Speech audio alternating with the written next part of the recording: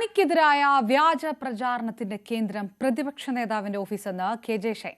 തനിക്കെതിരെ ഇത്തരം വ്യാജ പ്രചാരണം വരാൻ പോകുന്നുവെന്ന് ഒരു കോൺഗ്രസ് പ്രവർത്തകൻ തന്നോട് പറഞ്ഞിരുന്നു.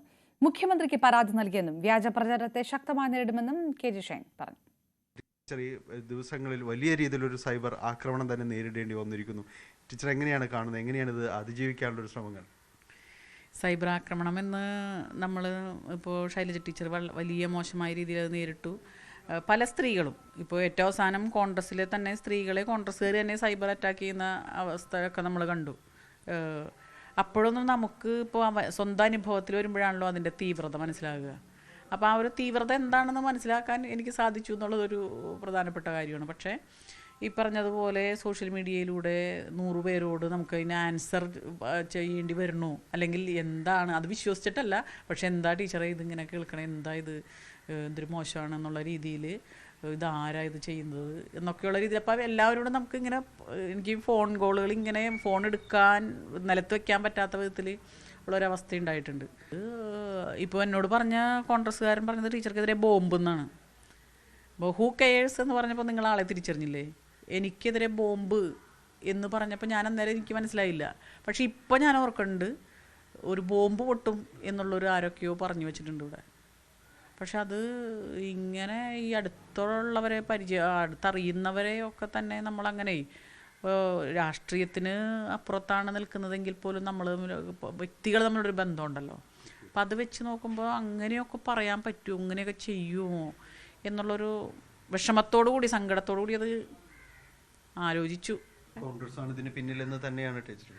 തീർച്ചയായിട്ടും, ഉറപ്പായിട്ടും കോൺഗ്രസ് എന്നുള്ള ആ ഒരു ഒറ്റ ഇത് ഞാൻ കൊടുക്കുന്നില്ല. അതിനകത്തുള്ള ഏറ്റവും മ്ലേച്ഛമായ ജീർണിച്ച മാനസികാവസ്ഥയുള്ള കുറേ പേര് അതിൻ്റെ അകത്ത് കടന്നുകൂടിയിട്ടുണ്ട്, അധികാരത്തിനും പണത്തിനും വേണ്ടി.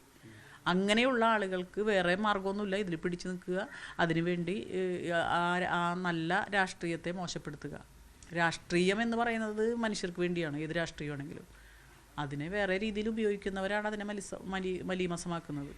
ഞങ്ങൾ എല്ലാവരും കൂടി ഇരുന്ന് ആലോചിച്ചു. അപ്പോൾ ആലോചിച്ച് നോക്കി കഴിഞ്ഞപ്പോൾ നമ്മളെ പേരൊന്നും പറയുന്നില്ല, സ്വാഭാവികം അത് ആ രീതിയിൽ തന്നെ അത് പോകുമെന്നാണ് കരുതിയത്. പക്ഷേ 2-3 ദിവസം കഴിയുമ്പോഴേക്കാണ് ഇതിൻ്റെ രൂപവും ഭാവവും മാറുന്നത്. നമ്മൾ ആദ്യം കണ്ടായിരുന്ന നിർദോഷകരമായെന്ന് തോന്നിയ ഒരു സംഭവം വലിയ തോതിൽ വ്യക്തിപരമായിട്ട് ആളുടെ പേരെടുത്ത് പറഞ്ഞുകൊണ്ടുള്ള ആക്രമണത്തിലേക്ക് നീങ്ങുകയാണ്. അപ്പോൾ ഇവിടെ സൂചിപ്പിച്ചതുപോലെ നമുക്ക് സ്വാഭാവികമായിട്ട് ആദ്യം ഒരു ചെറിയൊരു വിഷമം ഉണ്ടായിട്ടുണ്ട്.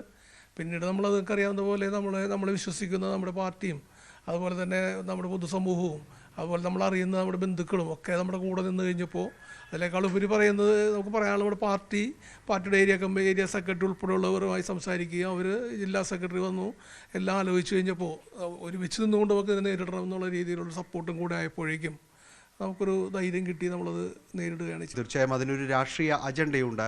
അത് ആ രീതിയിൽ തന്നെയാണ് അത് രൂപീകരിക്കപ്പെട്ടത് എന്ന് തന്നെ അവർ വിശ്വസിക്കുന്നു. തീർച്ചയായും കോൺഗ്രസ്സുകാർ തന്നെ ഇതിൻ്റെ പിറകിലുണ്ടെന്ന് ആ ടീച്ചർ പറയുകയും ചെയ്യുന്നു. കുടുംബത്തിൻ്റെയും പാർട്ടിയുടെയും പിന്തുണയോടുകൂടിയാണ് ഈ ഒരു വൈഷമ്യങ്ങളെ അതിജീവിച്ചത് എന്നവർ കൂട്ടിച്ചേർക്കുകയും ചെയ്യുന്നു.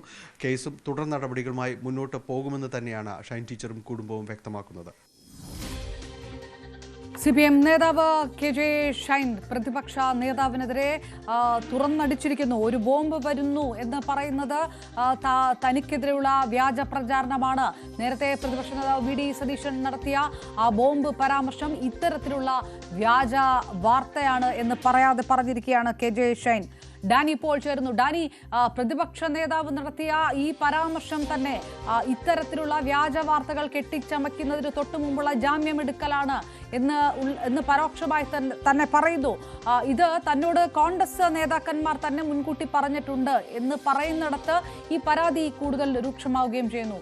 ഏത് തരത്തിലുള്ള നിയമ നടപടികൾ, ആർക്കെല്ലാം എതിരെയുള്ള നിയമ നടപടികൾ, അതാണ് കെ.ജെ. ഷൈൻ ഉദ്ദേശിക്കുന്നത്? അപർണ, നിലവിൽ ഇപ്പോൾ ഇവർ പരാതി നൽകിയിരിക്കുന്നത് മുഖ്യമന്ത്രിക്കും DGPക്കും അടക്കം പരാതി നൽകിയിട്ടുണ്ട്.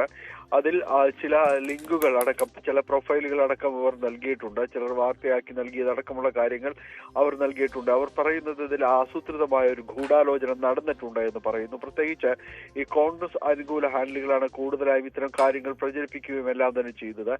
ആദ്യഘട്ടത്തിൽ അത് ചില സൂചനകൾ മാത്രമെന്ന രീതിയിലേക്ക് പോകുമ്പോൾ 2ാം ഘട്ടത്തിലേക്ക് വരുന്നു. അപ്പോഴാണ് തനിക്ക് തനിക്ക് പ്രതികരിക്കേണ്ടി വന്നതെന്ന് KJ ഷൈൻ പറയുന്നു. അത് തന്റെ ചിത്രം അടക്കം ഉൾപ്പെടുത്തിക്കൊണ്ടുള്ളതാണ്. വളരെ ബോധപൂർവമാണ് അത് പ്രചരിപ്പിക്കുന്നത്. ആ ഒരു ഘട്ടത്തിലേക്ക് വരുമ്പോൾ തന്നോടൊപ്പം നിൽക്കുന്നവർ എല്ലാവരും തന്നെ, പ്രത്യേകിച്ച് പാർട്ടി ഉൾപ്പെടെയുള്ളവർ, ഇതിനെതിരെ പ്രതികരിക്കേണ്ടതാണ്. കാരണം ഈ രീതിയിലുള്ള ഒരു സൈബർ അറ്റാക്കിംഗ് വളരെ രൂക്ഷമായി വരുന്നപ്പോൾ ഇങ്ങനെ അനുഭവിക്കുന്ന ആരും തന്നെയും ഇങ്ങനെ പേടിച്ച് മാറി നിൽക്കേണ്ടതില്ല, അതിനെതിരെ പ്രതികരിക്കണം. അതുകൊണ്ട് തന്നെയാണ് താൻ ഇന്ന് നേരിട്ട് പ്രതികരിക്കാൻ തയ്യാറായതെന്ന് പറയുന്നു. ഇന്നലെ അതൊരു ഫേസ്ബുക്ക് പോസ്റ്റായിട്ട് അത് കുറിപ്പായി വന്നു. ഇന്ന് അത് നേരിട്ട് പ്രതികരിക്കാൻ തയ്യാറായിരിക്കുന്നു.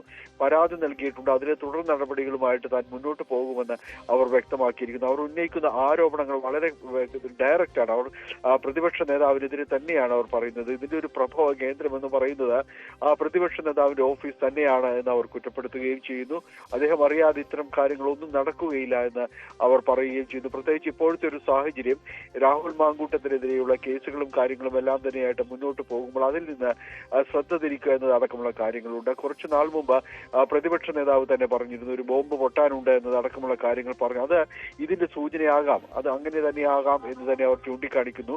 ഒരു കോൺഗ്രസ് പ്രവർത്തകൻ തന്നെ തന്നോട് ഇക്കാര്യങ്ങൾ പറഞ്ഞതാണ്, തനിക്കെതിരെ ഒരു പ്രചരണം നടക്കാൻ പോകുന്നത് അടക്കമുള്ള കാര്യങ്ങൾ സൂചിപ്പിച്ചതാണ് എന്ന് KJ ഷൈൻ ചൂണ്ടിക്കാണിക്കുകയും ചെയ്യുന്നു. അപ്പോൾ ഇത് ആസൂത്രിതമായ രീതിയിൽ തന്നെയാണ് ഇത്തരം കാര്യങ്ങൾ സംഭവിച്ചിരിക്കുന്നത്. അതുകൊണ്ട് നടപടികളുമായി താൻ മുന്നോട്ട് പോകും, കേസിൽ നിന്ന് പിൻവാങ്ങുന്ന വിഷയമേ ഇല്ല എന്നതാണ് അവർ സൂചിപ്പിക്കുകയും ചെയ്യുന്നത്. ഏതായാലും വരും ദിവസങ്ങളിൽ ഒരുപക്ഷെ ഈ പരാതിയിൽ, ഇപ്പോൾ വന്നിരിക്കുന്ന പരാതി തനിക്കെതിരെ ഈ ഇത്തരം കാര്യങ്ങൾ, അപവാദ പ്രചരണങ്ങൾ നടത്തി എന്ന അടക്കമുള്ള കാര്യങ്ങൾ സൂചിപ്പിച്ചുകൊണ്ടാണ്. ഒരുപക്ഷെ വരും സമയങ്ങളിൽ അതിൽ കൃത്യമായ രീതിയിൽ ആ പേരുകൾ അടക്കമുള്ള കാര്യങ്ങൾ പറഞ്ഞുകൊണ്ടൊരു നേതാവ്, ഞാൻ ഡാനി തുടരുക. CPM നേതാവ് PK ശ്രീമതി ടീച്ചർ നമുക്കൊപ്പം ചേർന്നു. ടീച്ചർ, ഇത് പരാതി കൊടുത്തിരിക്കുന്നു ശ്രീമതി KJ ഷൈൻ. നേരത്തെ തന്നെ പ്രതിപക്ഷ നേതാവ് പറഞ്ഞ കാര്യം ഇതുപോലെയുള്ള വ്യാജ പ്രചാരണങ്ങൾക്ക് ഉള്ള ജാമ്യമെടുക്കലാണ്, അങ്ങനെ കരുതുന്നു CPM ഇപ്പോൾ? CPM ആയാലും ഞങ്ങളുടെ മഹിളാ പ്രസ്ഥാനമായാലും ഈ ഒരു വിഷയത്തെ നോക്കിക്കാണുന്നത് അതീവ ഗൗരവത്തോടു കൂടിയാണ്. സ്വന്തം തെറ്റ് മറച്ചു വെക്കാൻ രാഷ്ട്രീയ രംഗത്ത് സ്ത്രീകളെ കരുവാക്കുക, പൊതുരംഗത്ത് പ്രവർത്തിക്കുന്ന സ്ത്രീകളെ ആയുധമാക്കുക എന്ന നിലയിലേക്ക് കോൺഗ്രസ് ചുരുങ്ങിപ്പോയിരിക്കുന്നു. KJ ഷൈൻ ടീച്ചർ പൊതുരംഗത്ത് പ്രവർത്തിക്കുന്ന ഒരു വ്യക്തി എന്നുള്ള നിലക്ക് മാത്രമല്ല, ലോക്സഭാ തെരഞ്ഞെടുപ്പിൽ സ്ഥാനാർത്ഥിയായിട്ട് ഏവരുടെയും ശ്രദ്ധ പിടിച്ചു പറ്റിയിട്ടുള്ള അധ്യാപിക എന്നുള്ള നിലയിലും, ഒരു പൊതു സാമൂഹ്യ പ്രവർത്തക എന്നുള്ള നിലയിലും, ജനപ്രതിനിധി എന്നുള്ള നിലയിലും ജനങ്ങളുടെ എല്ലാം ഏറ്റവും പ്രിയങ്കരിയായിട്ടുള്ള ഒരു വ്യക്തിത്വമാണ്.